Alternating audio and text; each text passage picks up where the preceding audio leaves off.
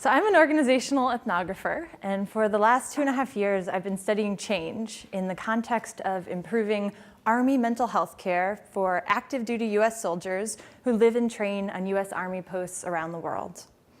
Oh, this is going on a ton. So here's the problem. Over the last decade, there's been a dramatic increase in soldier mental health problems, most notably post-traumatic stress disorder and suicide. Now, the Army has been under tremendous pressure to improve mental health services for soldiers by providing rehabilitative care so that soldiers can stay in the Army and keep their jobs while recovering from a mental health condition. Now, to provide this care, the Army hired hundreds of mental health professionals, like psychologists, 80% of whom are civilians working in this Army environment for the first time. Now, the Army was also under a lot of pressure to decrease the stigma around seeking care and also increase commander support for their soldiers actually using these services. And this was particularly important because commanders can actually override some of the treatment recommendations that providers make. So a lot of conflict emerged between these commanders and providers. Now, to help understand these dynamics and what's going on, I turned to the literature on organizational change in response to institutional pressure that finds that organizations often turn to professionals thought to have the expertise and legitimacy to implement change in response to pressures the organization's facing in their broader environment. Yet we also know these professionals can often face fierce resistance, particularly from mid-level managers who may perceive their day-to-day performance objectives to conflict with those that the objectives these professionals trying to bring about change have, leading to this widespread observation of decoupling inside organizations, where an organization may be claiming to support change and even hire people to do so, but a close look on the ground, day-to-day practice can often reveal that very little has changed.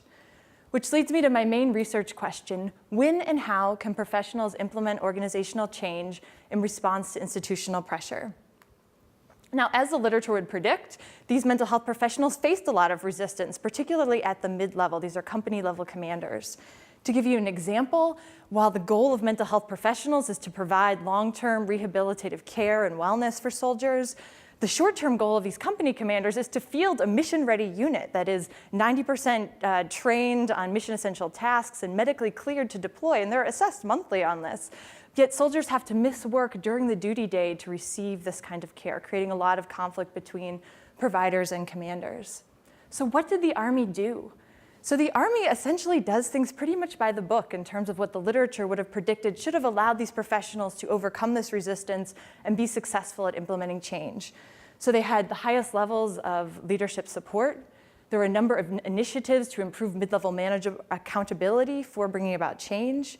There was billions of dollars spent on these initiatives to improve mental health.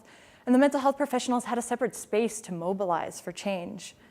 The Army also did something else, which is it moved all the mental health professionals out of post hospitals, and it built a dedicated outpatient mental health clinic. They did this for every brigade every post across the entire Army. Yet despite these incredible efforts, change largely failed and succeeded only in a few cases.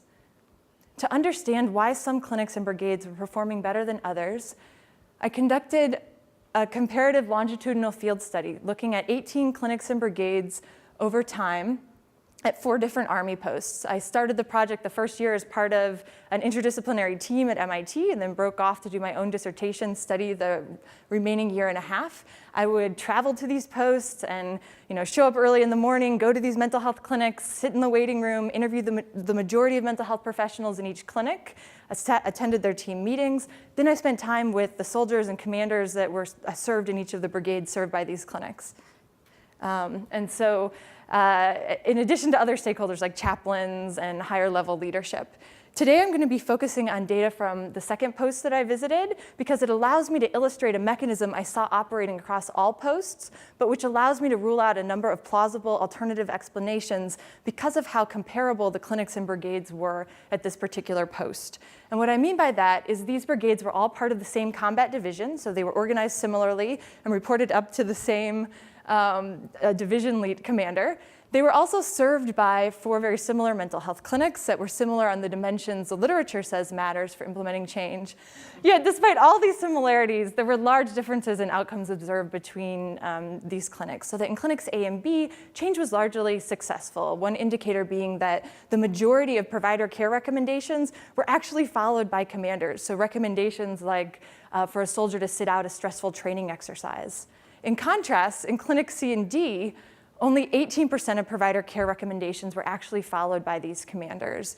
And this is more typical of most of the clinics that I visited at other posts. Now, what's going on here? So the main difference turned out to be the role assignment structure, so that providers in clinics A and B were assigned as what's known as points of contact. So they were assigned to work with 1 or 2 units within the brigade, about 6 to 12 commanders, so they could develop actual relationships. In interviews, for example, they would spontaneously mention one another by their first name. In contrast, in clinics C and D, they did not assign these points of contact. Instead, mental health professionals worked with commanders across all the different units in the brigades and didn't develop those kinds of relationships. Now, something really interesting started happening to the providers in clinics A and B.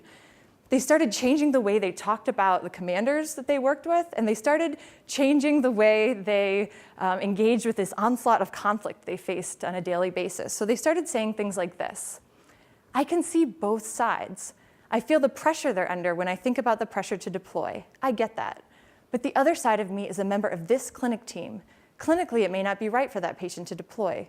So it creates conflict, but I can see it both ways."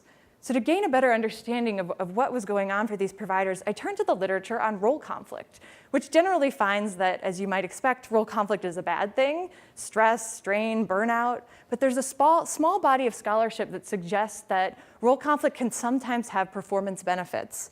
Specifically, that regularly engaging with conflicting demands can lead to an increase in self-conscious action and reflecting before acting, from essentially taking into account the point of view of multiple role partners making conflicting demands of you, increasing levels of creativity, flexibility in problem solving, and empathetic perspective taking. I draw on this literature to develop a concept I'm preliminarily calling counter-identification, which I define as positively identifying toward a foreign group and their objectives while maintaining allegiance to one's home group and home objectives. So that these providers in clinics A and B, by being assigned as points of contact, they started to positively identify with some of the commanders who they got to know. And these are commanders who historically they've had very negative relationships with.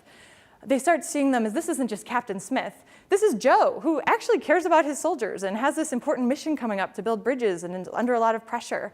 But importantly, at the same time that they're starting to have more positive identification toward these commanders and their objectives, they're maintaining allegiance to their home group, to their change objectives, from not doing this work alone, but doing it surrounded by their professional colleagues in the clinic who almost serve as an anchor, who keep them from sort of going along with the commanders they're working with.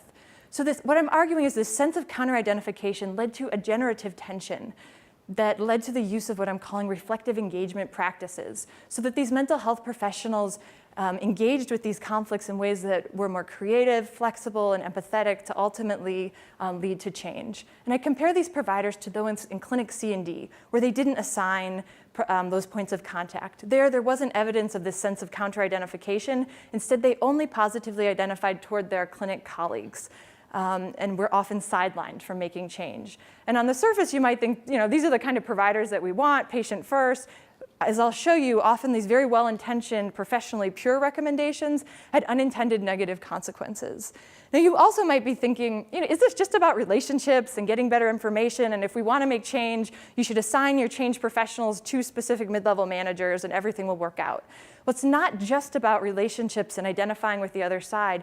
Equally important is maintaining that grounding and identification with your professional colleagues and having a foot in both worlds.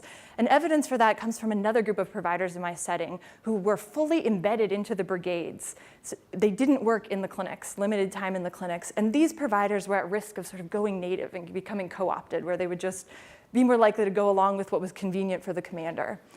So in my analysis, I analyzed 132 conflicts, to compare how providers in clinics A and B versus C and D handle the same kinds of situations and with what consequence.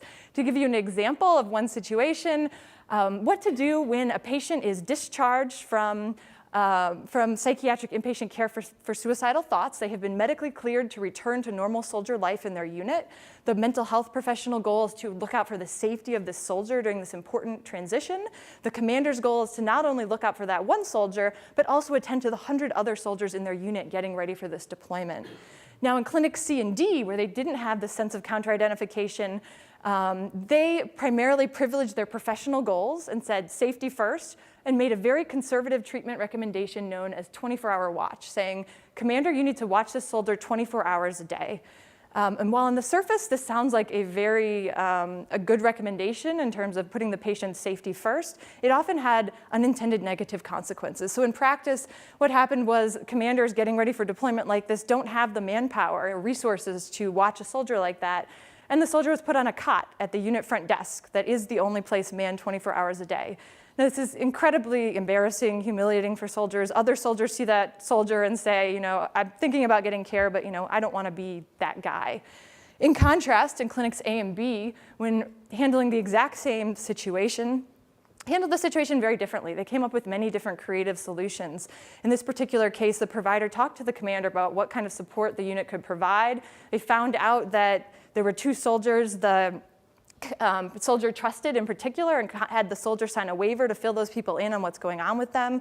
So they were able to discreetly check on the soldier a few times a day, and the soldier was able to stay the night at a sergeant's house, so no one would be the wiser in the unit. This soldier couldn't spend the night alone for the first few weeks. So they worked out a creative solution that was attentive to the soldier's recovery and allowed the soldier to feel supported while being attentive to the needs of the unit and the soldier's career concerns. So I built this model to show how the sense of counter-identification led to this difference in these reflective engagement practices and different levels of change. Considered a number of alternative explanations. And to conclude, in terms of contributions, the literature would have predicted that the conditions were broadly in place for these professionals to be successful at implementing change. I find that these conditions are necessary but not sufficient and add to our understanding by taking the point of view of the professionals actually trying to implement change and thinking about the organizational role structure that can allow for this sense of counter-identification and these reflective engagement practices. To the literature on role conflict, this literature has to date been unable to specify what actual organizational conditions could generate these positive benefits from role conflict, and my research suggests one particular organizational structure that can lead to this. And to conclude, as organizations continue to use professionals and experts to implement change, be they sustainability officers, diversity officers, regulators of big banks, it's more important than ever to understand what organizational conditions and role structures can allow for counter-identification and reflective engagement practices so that these professionals aren't sidelined and fail to make change, but they also aren't co-opted and fail to make change. How can we get them in the sweet spot so that they're actually effective at implementing change? Thank you.